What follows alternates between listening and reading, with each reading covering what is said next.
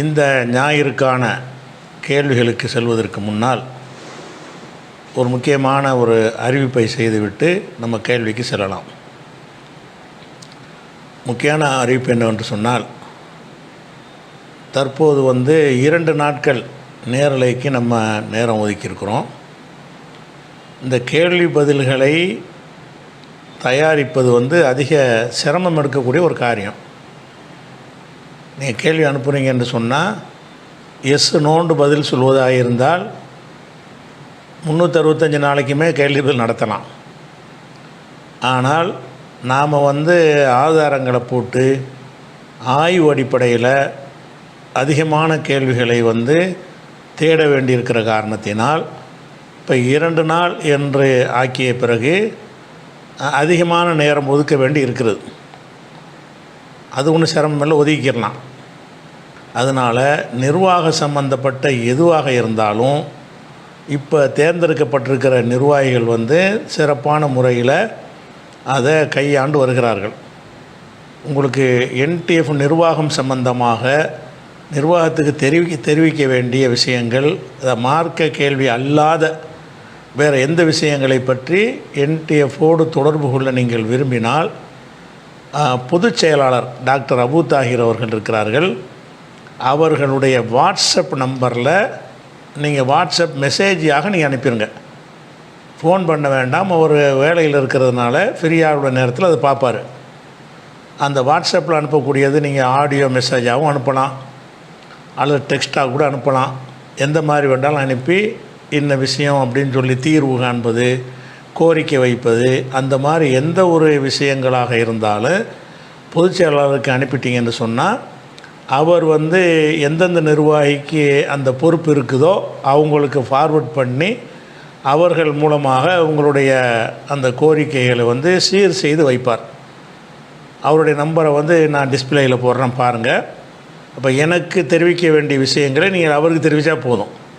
அவர் முக்கியமான விஷயங்கள் என்கிட்ட கலந்து கொண்டு அது என்ன செய்யணுமோ செய்வார்.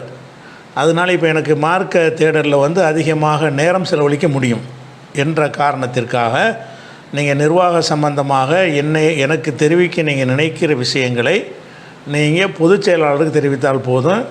அவர் சிஸ்டமேட்டிக்காக சரியான முறையில் அதுக்கு உரிய வழிகாட்டுதலை உங்களுக்கு தலைமையின் சார்பாக வழங்குவார் என்பதை முக்கிய அறிவிப்பாக செய்து கொள்கிறோம். அடுத்ததாக இன்னொரு விஷயத்தையும் சொல்லிக் கொள்கிறோம். நம்முடைய முகநூல் யூடியூப்லையெல்லாம் நம்முடைய கேள்வி பதில்கள்லாம் வருது இல்லையா, இதுகளெல்லாம் நம்ம காப்பிரைட்டு செய்யலை. அதனால் யார் வேண்டாலும் எடுத்து நீங்கள் என்ன செய்யலாம், பரப்பிக்கொள்ளலாம். மெசேஜ் மக்களுக்கு போகணுங்கிறது தானே தவிர சிலருடைய வீடியோக்கள் எடுத்து போட்டிங்கன்னா காப்பிரைட்னு சொல்லி பிடிச்சிருவாங்க. அது நம்ம பண்ணவே இல்லை. எந்த யூடியூப்பில் வரக்கூடிய வீடியோக்களாக இருந்தாலும் சரி, முகநூலில் வர்றதாக இருந்தாலும் சரி, அதுக்கு நம்ம காப்பிரைட் வைக்கவில்லை.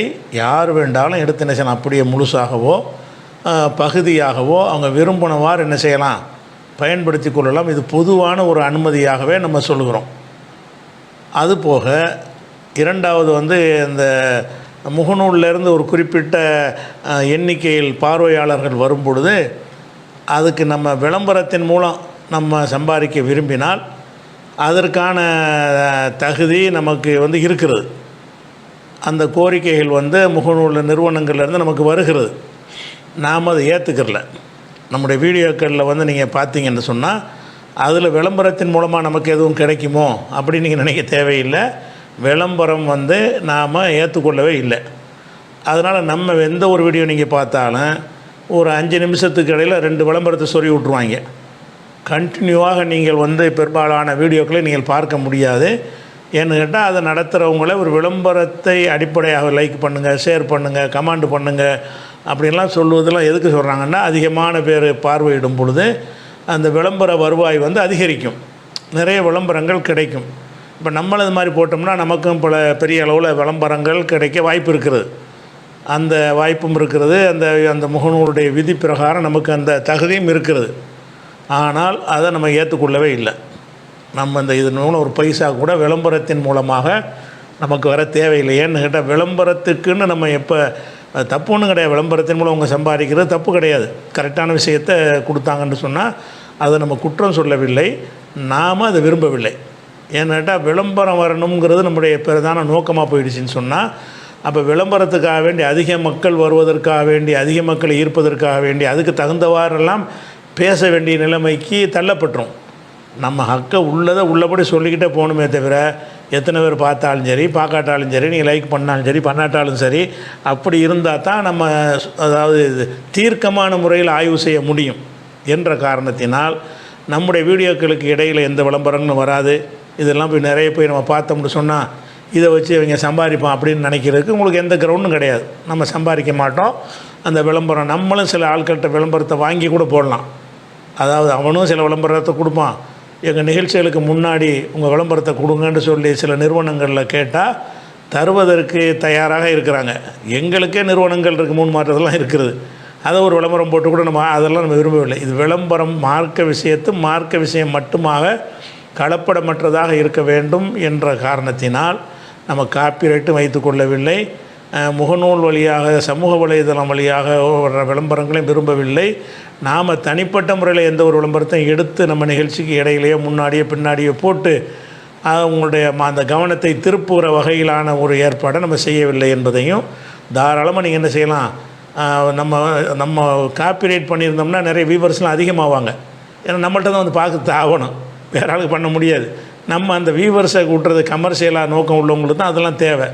நமக்கு மெசேஜ் போகணும், அவ்வளோதான். ஏன் வழியாக போனால் என்ன, யார் வழியாக போனால் என்ன. அதனால் இதில் உள்ள எல்லா விவரங்களையும் நீங்கள் எழுத்து வடிவமாக ஆக்குறாந்தா கூட தாராளமாக ஆக்கி நீங்கள் என்ன செய்யலாம், அதை வந்து மக்கள்கிட்ட கொண்டு போகலாம் அல்லது தொகுப்பாக கொண்டு போகலாம். நீங்கள் ஒரு இதில் உள்ள தேர்ந்தெடுக்கப்பட்ட சில செய்திகளை போட்டு நீங்கள் ஒரு சேனல் மாதிரியே கொண்டு எப்படி வேண்டாலும் பயன்படுத்தி கொள்வதற்கு உங்களுக்கு வந்து உரிமை இருக்குது, அனுமதி இருக்கிறது. பொதுவானதை பப்ளிக்காகத்தான் அதை வைத்திருக்கிறோம். சரியா?